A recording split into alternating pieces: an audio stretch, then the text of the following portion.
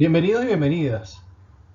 En este momento vamos a comenzar a hablar sobre lo que hemos llamado el caminar del Faber al Symbolicus. Cuando hablamos de este proceso, estamos hablando de la evolución del, del ser humano y de los procesos de su pensamiento, que reproducen los procesos de avance de la especie, pero que fundamentalmente tienen un asidero en las relaciones con el entorno en el que se encuentran. Para la filosofía y para la psicología y la psicopedagogía es fundamental estudiar estas bases como plataforma de entrada a los cuestionamientos básicos que se hace en la humanidad. Cuando hablamos del Homo Faber al Homo Symbolico, estamos hablando de esa transformación que avanza en nuestra sociedad, pero que también tiene un paralelismo en nuestra mente, en nuestra psique. Y como hemos visto, hay una evolución en este proceso, como lo tienen en sus materiales. El Homo Faber entonces es el hombre que fabrica, el hombre que requiere, necesita y está obligado a estar en una tribu. Es un hombre que acciona sobre lo inmediato y requiere de los elementos que están a su alrededor para poder satisfacer sus necesidades. Así que él va moviéndose de acuerdo a la disponibilidad de los elementos que le son propios para su alimentación, que son la caza, la pesca y la recolección, fundamentalmente. Luego, por una necesidad de organización, al parecer, por una necesidad de trascender ciertos espacios, de distribuir la casa incluso, se crea el lenguaje. Entonces, como el lenguaje está cargado de logos, y el logos permite la transmisión de información, en concreto, la posibilidad de una u otra forma hacer organizaciones precarias. Organizaciones precarias para la acción, que se condice y que se ejemplifica en las rudimentarias herramientas que utilizaban y las formas en las que se movían.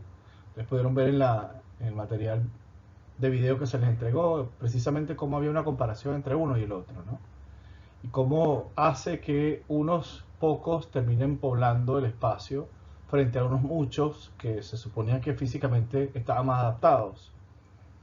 Entonces, el logos da paso al Homo sapiens, da paso a la capacidad de representar, da paso a la configuración de los pueblos, al asentamiento, da paso a la planificación, a la durabilidad. Este hombre comienza a cultivar, comienza a hacer la agricultura. Para hacer la agricultura hay que dominar a las bestias, hay que procurar labrar la tierra, hay que transformar el espacio. Ya este no es un hombre, recordemos que vive en las cuevas, o este es un hombre que vive en chozas, en casas, en construcciones hechas por él, que tienen la misma función y que tienen la capacidad de alejarlo de las montañas y de lugares peligrosos y asentarlo o tenerlo más cerca de lugares como los ríos y otras planicies en las que pueda cultivar, ¿no? Ahora, de la interacción que se viene dando en este desarrollo, en este construir, en este también organizar y planificar, que también podemos ver en las pinturas rupestres, porque estamos hablando que las pinturas rupestres son representaciones de la caza, de la pesca, representaciones de las cosas. Estamos hablando de la necesidad de trascender en el tiempo, de trascender en el tiempo, de poder dejar un mensaje y de dar una especie de manual de uso de las cosas que están alrededor. Aparece aparece la cultura con sus representaciones particulares, aparecen la orfebrería, aparecen estas, estas cuentas que encuentran en el video con el Sapiens, donde habían una suerte de collares representativos de la tribu, de dónde eras, de qué pueblo, de qué lugar. Sí, aparece la necesidad de representarse de otra forma, de trascender. Fíjense cómo no es solo los sujetos que estamos en este espacio, en esta cueva, parte de la tribu, sino que también somos estos que no están y que los llevo conmigo en esta laja, en esta cosa que ellos hacen, ¿no? En esta joya. La cultura entonces emerge como una manifestación del modo de hacer, es decir, como una instrucción sobre el modo de hacer y de pensar, sobre el modo de representar las cosas. La cultura viene a identificar, y todavía lo hace, lo veremos más adelante, cómo se deben hacer las cosas y por qué se deben hacer las cosas.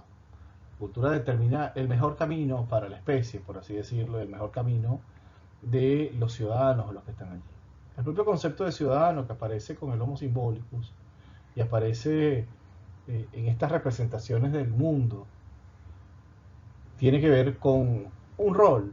Ya no soy un hombre que hace algo, sino soy un hombre que tiene un rol y ese que hacer tiene una representación simbólica. Estamos hablando de la capacidad de proyectar, la capacidad de la variabilidad estructural, o sea, una casa puede ser de miles, pero de miles de formas. Lo que tiene que tener es determinadas funciones.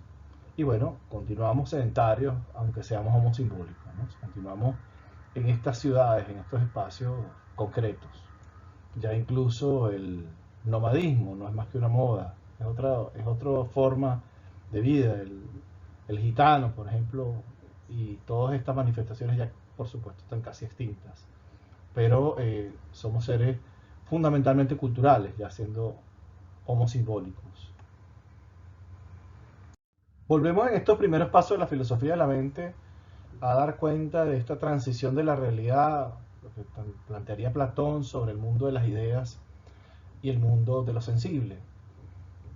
Realmente en esta dualidad, en esto de lo que existe y lo que no, de lo que es la representación de lo que existe, de las dos cosas en una o de una sola cosa que se prolonga, va a caminar la filosofía durante muchísimos años. Así que en esta transición vamos a estar un poco entendiendo que allí hay una necesidad de explicar las cosas como tal, ¿no? Y de necesidad de explicar las cosas y de saber qué es lo que nos rodea, qué es lo que conseguimos como realidad, que ya lo vimos en los primeros seminarios, y que cómo es que de esa piedra pasamos a esta escultura.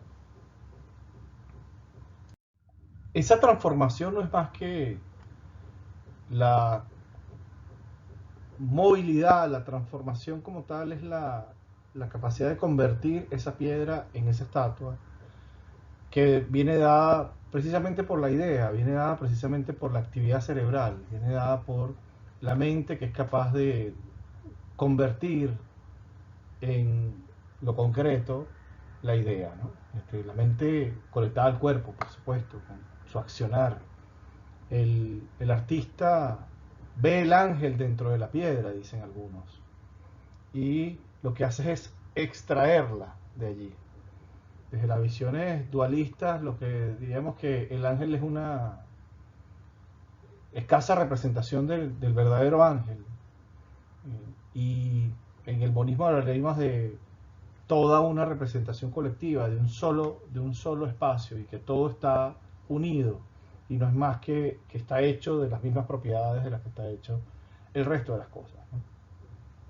Así, hoy día, en el devenir de lo que estamos, todavía se dice que, bueno, que el ser humano es parte y es integrante, por supuesto, de lo que está dentro del universo. Así que no puede tener otras propiedades que no sean las propiedades del universo.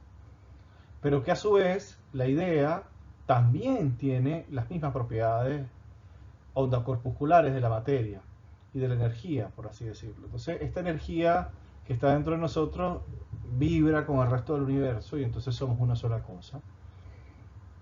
Así que lo que hay es como un proceso de continuidad entre la idea que aparentemente es inmaterial y la materia que transformamos a través de las manos guiados por la idea. Cassier nos dirá que esta transformación se puede ver en múltiples cosas. Acá vemos un pino que para muchos es la Navidad. ¿Y la Navidad qué es? ¿Qué es en esencia la Navidad? ¿Es el casi fin del año? ¿Es el casi... ¿Es qué cosa? ¿Es la venida solamente de Papá Noel? ¿O es el momento en que la familia se junta? ¿O es el momento en que recibo regalos? ¿El momento en que adornamos estos arbolitos? ¿Qué es la Navidad? La Navidad entonces será una construcción subjetiva, y entonces la realidad será la conjunción de las subjetividades determinados y atravesados por la cultura. Para nosotros, hoy día, la realidad es 100% simbólica. No existe la mirada del ser humano sin el filtro del simbolismo. Ya no estamos tan cerca de las cuevas, ya no estamos tan cerca de lo que ocurre de lo inmediato, ya todo tiene una explicación. Y además de la explicación tiene un sentido, un significado, y además tiene una impregnación de emociones. Nosotros desde la psicología y desde la psicopedagogía vamos a trabajar esas impregnaciones de emociones. Una letra es una letra, pero su simbolismo, su sonido, su escritura es distinta. Incluso yo puedo ver una letra y puedo no saber qué es, si soy totalmente analfabeta. Así que vamos a buscar cómo, en la medida que vamos avanzando en esto, cómo es que el simbolismo va a construirnos la existencia y va a determinarnos la existencia. ¿Okay? Las cosas son en tanto que son simbólicas, son en tanto que hay una relación con él. Hablábamos en su momento que Kant planteaba la idea de fenómeno, pues es lo mismo, o sea, el fenómeno existe en tanto que yo interactúo con él, y el fenómeno existe, claro, pero no sé si existe. Está allí, es una cosa, una entidad posible. Nosotros estudiamos los fenómenos en psicología y en psicopedagogía, eh, y avanzamos en la realidad sobre lo fenomenológico, no sobre lo absolutamente objetivo y concreto, no sobre la idea de la cosa que no aparece y no se materializa. Precisamente al materializarse, al hacerse discurso, la idea ya está materializada, al hacerse pintura está materializada, pero a su vez está en un potencial reservorio de ideas que están allí, que se va construyendo cada día. Y eso es parte de el fenómeno de que hoy día todavía luchamos con esto del dualismo y el monismo, que nuestros filósofos originarios por allá, Platón y Aristóteles, estaban con el que estaban lidiando. Todavía lidiamos nosotros con eso. Para ir cerrando, vale la pena rescatar el hecho de que atravesamos una pandemia, y hoy el concepto del Faber, del hombre que trabaja, de lo que hacíamos hace muy poco, hace un par de años, ya casi un par de años. Desde noviembre del 2019 estamos en esto, ya vamos para 2 años. Era este hombre que vendía, el hombre que hacía las cosas, el hombre y la mujer, por supuesto, que te daban la mano. Hoy darte la mano, sonreírte y mirarte tan de cerca como para tocarte, siendo un perfecto desconocido o desconocida, no va. No es lo que debe ocurrir. Por medidas sanitarias, por medidas de prevención. Y va a ser así durante mucho tiempo. Así que el trabajo como concepto que podemos evaluar cambió. Hoy día el que no se vincula tecnológicamente no puede trabajar. Le quedan los empleos de altísimo riesgo. Entonces trabajo se vincula con el trabajo antiguo, el trabajo manual, el trabajo del día de la gente que está en calle. Es un trabajo peligroso.